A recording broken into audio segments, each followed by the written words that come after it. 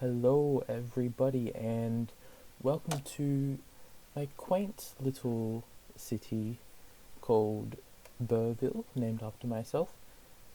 If this is your first time coming to my channel, welcome. I would suggest checking out the previous video, which shows a completely different city layout compared to this one.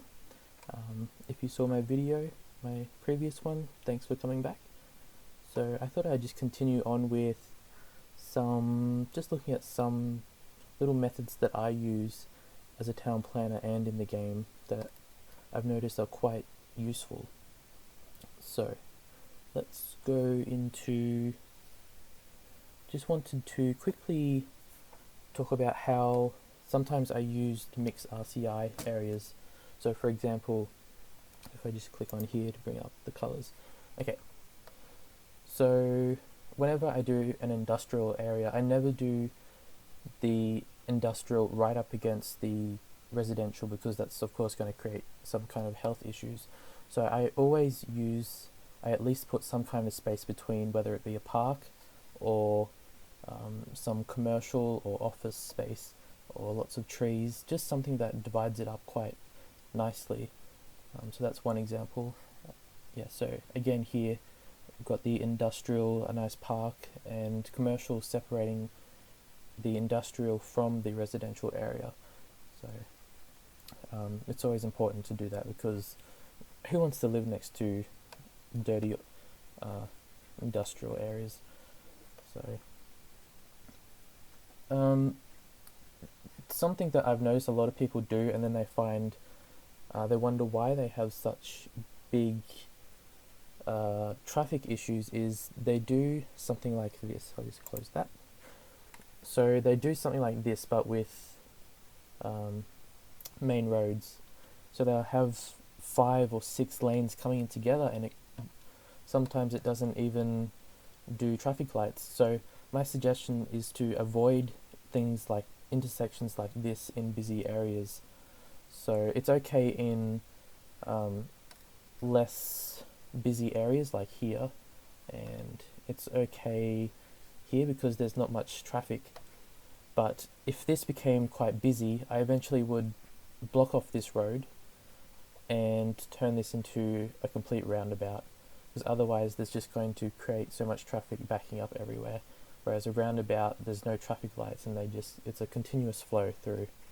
So so as you can see, I like to use a lot of roundabouts, especially near industrial area. So there's an industrial area here, roundabout, little industrial area here, there's a roundabout, up here there's another roundabout. So it's always important to have roundabouts near the industrial area, just because there's so many trucks and vans and things, they're all coming in here and they're going in so many different directions. So a roundabout is just a nice little addition. And it's also important, if you have an industrial area somewhere way into your city, away from the main highway, it's important to have some kind of little direct route that isn't affected by majority of the city traffic. So you can see I've got this highway here, it's just a 2-lane highway, and it goes off from the main highway and then branches around through the mountain all the way around over to here and meets up there. So that just, if this wasn't here, all this traffic would have to go in through here and through the downtown area, and that would just be a complete nightmare. So it's always important to do roundabouts and other direct little routes everywhere. Another example of a direct route that I use is this one here. So it goes from this outer area of my city, and if we follow it along, so I use which one is it? This one here. It's a very useful road if you want a speedy road. So it goes through here and over to here, where I've put a bus stop, so they can get off and go down here along the pathway, so they can get off and go up here. So anyway, my main road goes across here, meets up here in the middle, continues over to here, which is near the downtown area, and so that's just a nice little addition to get from one side to the other. Whereas if they had to go through here, they'd have to meet all this traffic and all these little intersections, etc. So that's just a nice little addition, and lots of nice little pathways.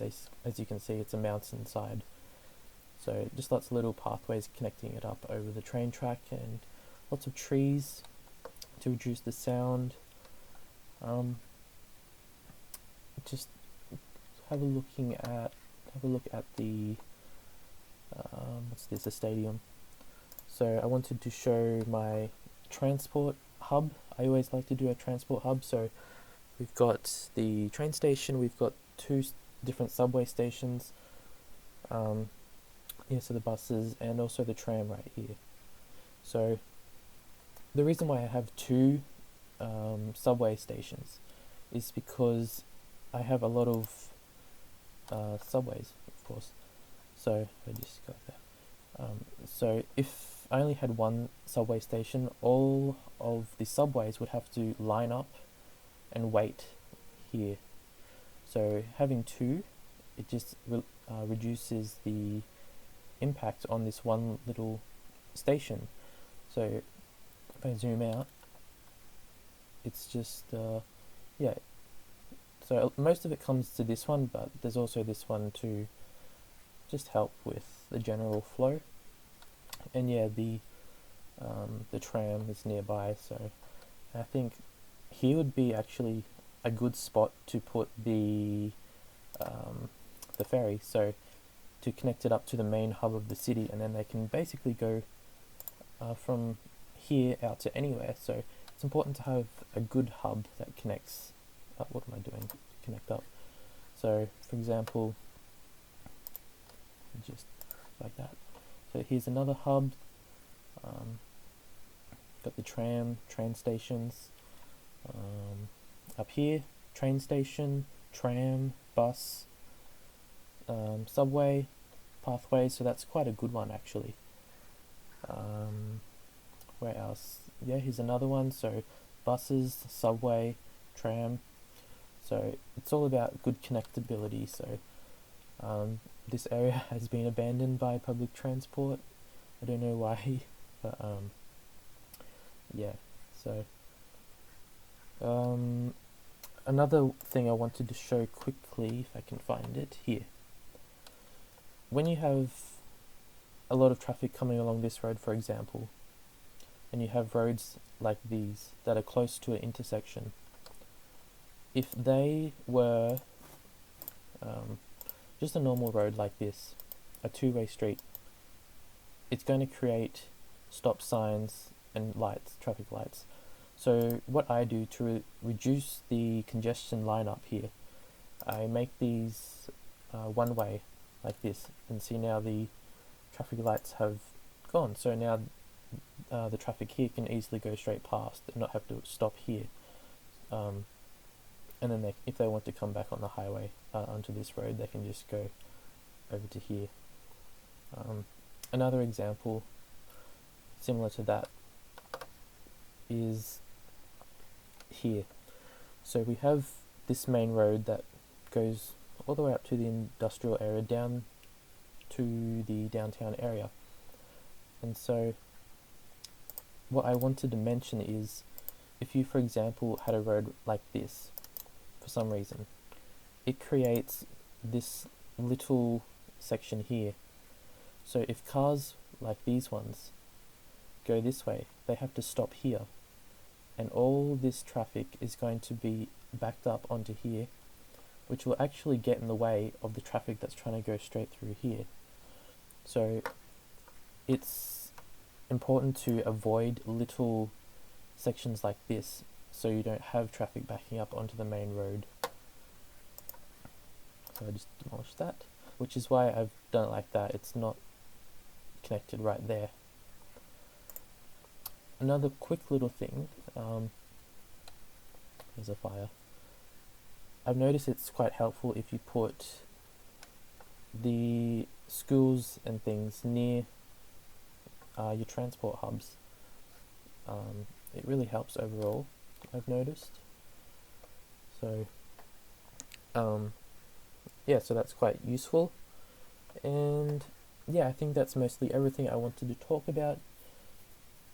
So I'll just show this little area. I don't think I've showed this.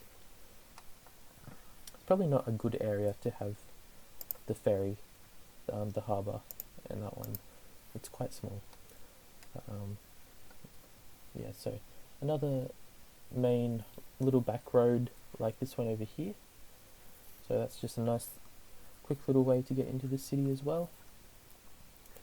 So I think that's basically everything I wanted to talk about right now based on some feedback from the previous video. So if you have any questions, I will happily answer those. There's still much more things I can talk about. I'm just not sure what people want the most. I guess I'm just talking about things that I noticed from other photos or YouTube videos of issues people have.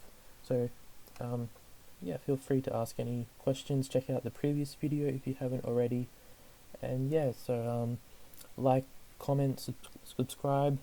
I'd really appreciate it. And yeah, thanks for watching.